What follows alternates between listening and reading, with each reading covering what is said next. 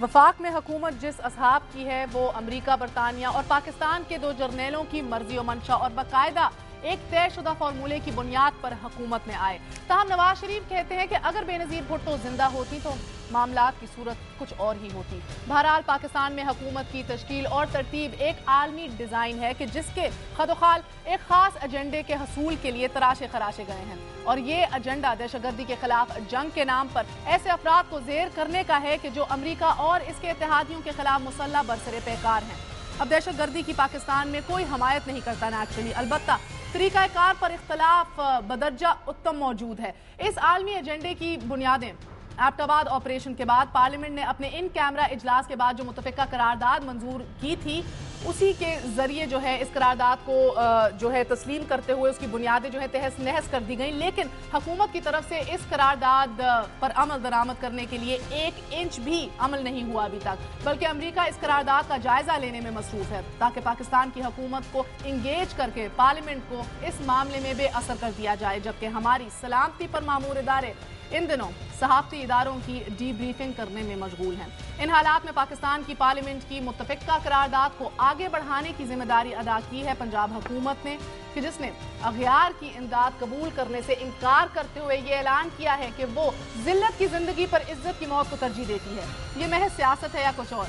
बहरहाल शहबाज शरीफ साहब कहते हैं कि अगयार की इमदाद पंजाब हुकूमत के लिए 6 अरब रुपए सालाना है और अब इस कमी को अशराफिया पूरा करेगी। उन्होंने ऐलान ये भी किया है कि सादगी को अपनाकर पैसे बचाए जाएंगे।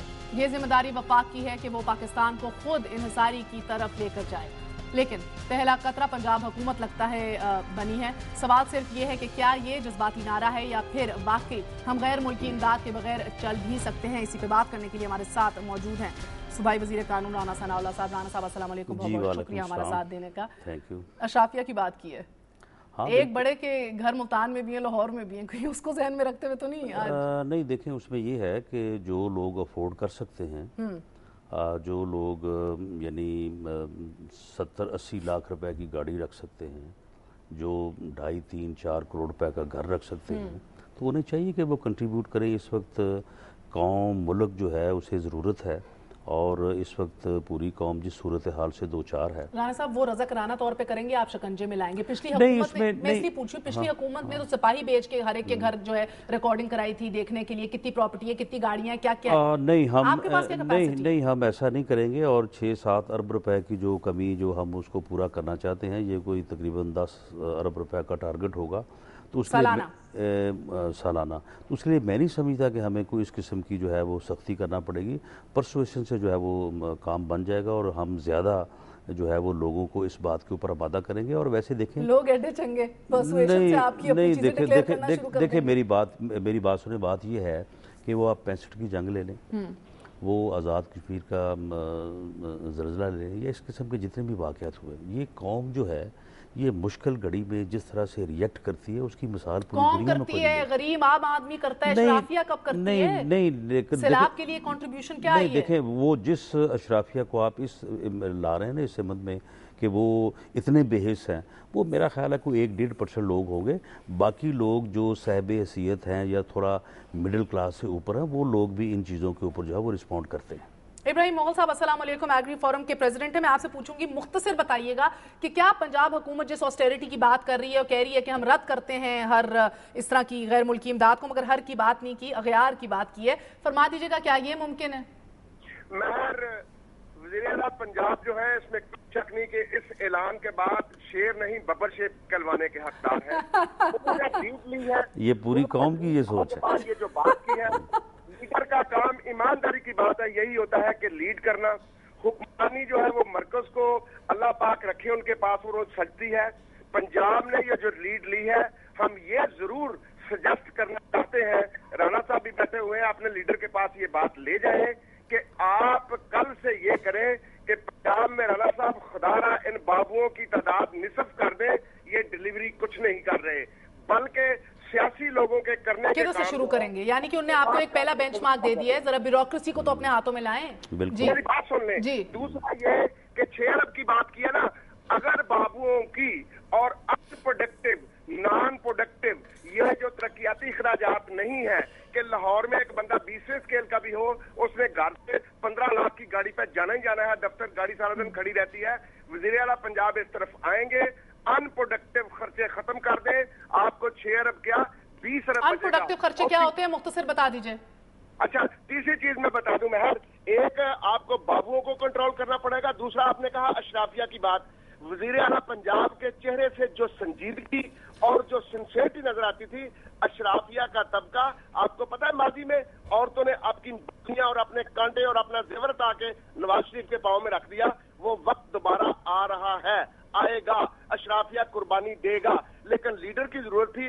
लीडर ने बहुत बहुत शुक्रिया। मैं एक समय साथ ही रही ना जी राना साहब, मुझे ये नहीं समझ आ रही, एनएफसी के बाद भी 18वीं तरमीम के बाद भी जो डेवोल्यूशन का प्रोसेस था, सबसे पहले हमारे जो रिजर्वेशन थे वो यही थे कि क्या सूबों के पास वो कैपेसिटी इंफ्रास्ट्रक्चर है भी ये काम करने को। एक साल में तो आपने उसका मुजाहरा नहीं किया, ना दिखाया कि वो बिल्ड हो गया है, अब क्या करेंगे?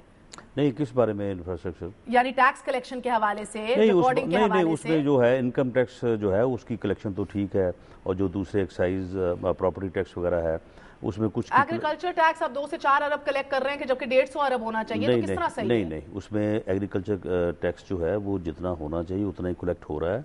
ये इसमें जो एग्रीकल्चर का मामला है वो और मामला है, वो यानी जो एग्रीकल्चर की इनकम है वो जो टैक्स से मुस्तस्ना है, उसको अगर शामिल किया जाए तो फिर वो कमी पूरी हो सकती है जो आप कह रही हैं। स्टेट बैंक के फिगर्स आपको बता रही हूँ, ये तय हुआ था एनएफसी में कि सूबे 170 अरब रुपए जो हैं वो जनरेट करेंगे, कुछ नहीं हुआ। इसके अंदर भी आपके गेन्स टैक्स की बात की कि लागू किया जाएगा, 9 महीने हो गए, आपका 1 रुपया भी नहीं जनरेट हुआ। लेकिन बात यह है कि आज तकरीबन 5 घंटे जो है वो मीटिंग ली है सीएम साहब ने, और इस बारे में हम जो है वो पूरी तरह से संजीदा हैं, और इस वक्त कौम को जो हजीमत और शर्मिंदगी उठानी पड़ी है गैर मुल्की ऐसी मशरूत अमदाद की वजह से, कि जिसकी वजह से लोग ना हमारी कोई सॉवरेंटी का कोई। अच्छा, आपको इमदाद आईएमएफ और वर्ल्ड बैंक से भी तो आ रही है ना, वो भी इसके अंदर इंक्लूडेड है? नहीं, देखिए उसमें यह है कि आईएमएफ और वर्ल्ड बैंक से जो है जो तो वफाक को जाती है, जो तो कमर्शियल लोन्स हैं जी, उसकी तो और बात है, वो तो ठीक है, लोन सारी दुनिया लेती है, अपने बैंक से लेते हैं, वो तो रीपे होगा। लेकिन वो ऐसी अमदाद जिसकी बुनियाद के ऊपर हमें 7,000 लोगों को वीज़ा देना पड़े, जिसकी बुनियाद के ऊपर जो है वो हमें ड्रोन्स हमलों को जो है वो ना रोकने का जो है वो सर्टिफिकेट और मुआहदा करना पड़े, जिसकी बुनियाद के ऊपर जो है वो हमें रेमंड डेविस को जो है वो उनके सुपुर्द करना पड़े, बल्कि उसे बगैर पासपोर्ट के उनके पास पहुंचाना पड़े। ऐसी अमदाद जो है वो ना इस मुल्क के और ना इस कौम के हक में, और ना ये कौम चाहती है। और इसके लिए लीडरशिप अगर लीड करेगी, जो कि इंशाअल्लाह ताला पाकिस्तान मुस्लिम लीग नून मियां नवाज शरीफ लीड करेंगे, तो पूरी कौम जो है ये कुर्बानी देने को तैयार है। बहुत बहुत शुक्रिया आपका राना साहब। अभी देखेंगे ये कि लीडरशिप तो लगता है कि सामने आन खड़ी हुई है, मगर क्या ये एक इनकलाबी नारे से ज्यादा भी होगा? ये आने वाले दिनों में पता लगेगा कि क्या उतनी कैपेसिटी बन सकती है कि नहीं बन सकती। मगर आज के लिए इजाजत चाहती हूँ, लिखना ना भूलिएगा crossfire.dunia.news.tv। Till I see you all again, have a wonderful night. Good night, Allah Hafiz।